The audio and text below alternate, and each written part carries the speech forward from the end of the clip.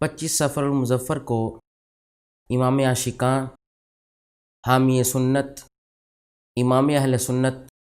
حضرت الشاہ امام احمد رضا خان فاضل بریلوی رحمہ اللہ تعالی آپ کا یوم وصال ہے۔ حضرت امام احمد رضا خان فاضل بریلوی رحمہ اللہ تعالی فرماتے تھے، اگر کوئی شخص میرے دل کے 2 ٹکڑے کرے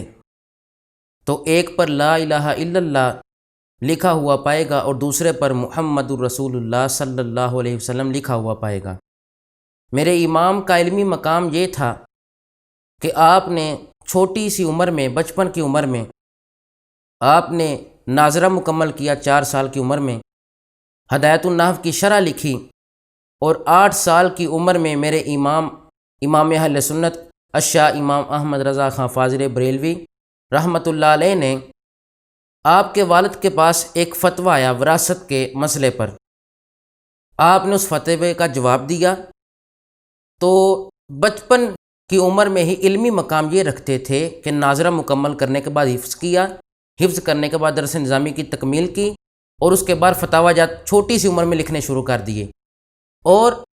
علم کے ساتھ ساتھ عمل کا بہت لحاظ رکھتے تھے، اور آہوزاریاں دن رات کرتے تھے، نوافل ادا کرتے تھے، باجماعت نماز ادا کرتے تھے۔ آپ کی والدہ فرماتی ہیں کہ بچپن کی عمر تھی تو میرا بیٹا باجماعت نماز ادا کرتا تھا، اور سنت موقدہ اور سنت غیر موقدہ اس کو ترجیح دیتا ہوں۔ آج ہم سنت موقدہ ہوں، سنت غیر موقدہ ہوں، ہم پڑھتے ہی نہیں، نوافل ہوں ہم ادا ہی نہیں کرتے۔ امام کی سیرت کو دیکھیں کہ بچپن کی عمر میں اتنے علوم و فنون سیکھنے کے بعد عبادت و ریاضت کر رہے ہیں، اور توکل اللہ اتنا تھا کہ ایک دفعہ آپ اور آپ کی والدہ دریا میں سفر کر رہے ہیں کشتی پر،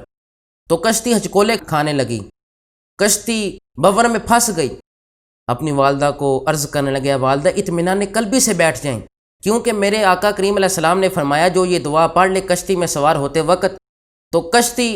وہ ڈوبے گی نہیں، تو میں نے وہ سرکار کے فرامین پڑھ کے اس کے مطابق عمل کر رکھا ہے، تو آپ اطمینان قلبی سے بیٹھ جائیں۔ حضور کا فرمان میں نے پڑھا ہے،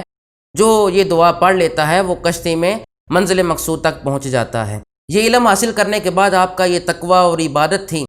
25 سفر المظفر کو ہم جس ہستی کا تذکرہ کرتے ہیں وہ امام اہل سنت، حامی سنت الشاہ امام احمد رضا خان فاضل بریلوی رحمہ اللہ تعالی۔ آپ کی سیرت کو پڑھ کے اس کے مطابق زندگی کو بسر کرنا ہوگا کہ آپ نے بچپن ہی میں نماز 5 جگانہ کی پابندی کی تھی۔ بچپن کی عمر میں میرے امام اعلیٰ حضرت فاضل بریلوی رحمۃ اللہ علیہ حج پر گئے، تو شیخ محمد بن صالح نے آپ کا استقبال کیا۔ عرب کے شیخ تھے، تو آپ نے امام صاحب کا جب چہرہ دیکھا تو آپ کے چہرے پر بوسہ دیا۔ آپ کے ساتھ بہت سے شاگرد تھے، شیخ محمد بن صالح سے عرض کرنے لگے، شاگرد عرض کرتے ہیں حضور یہ کیا معاملہ ہے، آپ اس بچے کو جانتے ہیں کہ آپ اس بچے سے واقف ہیں کہ آپ نے اس کی پیشانی کو بوسہ دیا؟ فرمایا ایسے ہی نہیں بوسہ دیا، یہ بہت احسن بچہ ہے، میں نے اس کی پیشانی کو اس لیے بوسہ دیا ہے کہ اس کی جبیں پر مجھے نور الہی کے جلوے نظر آ رہے ہیں۔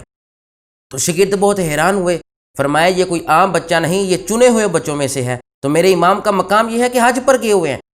تو شیخ محمد بن صالح نے بوسہ دیا۔ بچپن کی عمر میں جب انہوں نے اللہ رب العالمین کے احکامات کی پیروی کی، اللہ حضرت نے اپنے کلام کے ساتھ، دیگر اپنے اقوال افعال کے ساتھ جب اغیار کا منہ بند کر دیا، جو کہتے تھے کہ حضور جانتے نہیں ہیں، حضور کو علم غیب نہیں ہے، اپنے اشعار کے ذریعے ان کے دل جیت لیے اور انہیں دین حق کی طرف راغب کیا، اور یہی دین حق ہے کہ جس کو میرے امام نے پڑھ کے یہ منصب اور یہ اپنا مرتبہ حاصل کیا اللہ کی بارگاہ میں۔ یہ مقام ہے آپ کا کہ رب ذوالجلال نے آپ کو یہ عزتوں سے سرفراز کیا کہ آپ کی ہدایت کے بخشش جو پڑھتا ہے، جو آپ کا قرآن کا ترجمہ پڑھتا ہے، اسے احادیث نبویہ کا مفہوم بھی آ جاتا ہے اور قرآن کی تفسیر کا علم بھی آ جاتا ہے۔ اتنے علوم و فنون میرے امام نے حل کیے، اور آج تک میرے امام کی ایک کتاب جو فقہ میں سب سے فتاوی رضویہ شریف، اس کا کوئی جواب نہیں ہے۔ اتنی کامل کتاب ہے کہ جو اس کو پڑھ لیتا ہے وہ بندہ بھی کامل ہو جاتا ہے۔ رئیس زادے نے آ کے کہا نان پارے کے کہ آپ حضور کی شان میں قصیدے لکھتے ہیں، میری شان میں بھی کوئی نعت لکھیں۔ فرمایا احمد رضا کا جب بھی قلم اٹھا ہے یا رب ذوالجلال کا قرآن لکھا ہے یا حدیث نبویہ لکھی ہیں، حضور کی بات کے علاوہ کوئی بات ہی نہ کرتے تھے۔ حضور کی شان کے علاوہ اللہ کی وحدانیت کا اقرار کرنے کے بعد ان کا قلم جب بھی اٹھا ہے، زبان جب بھی چلی ہے، یا اس کے مصطفیٰ میں چلی ہے یا ادب الوہیت میں چلی ہے، رب ذوالجلال ہمیں بھی ان کے نقش قدم پر اپنی زندگی بسر کرنے کی توفیق عطا فرمائے۔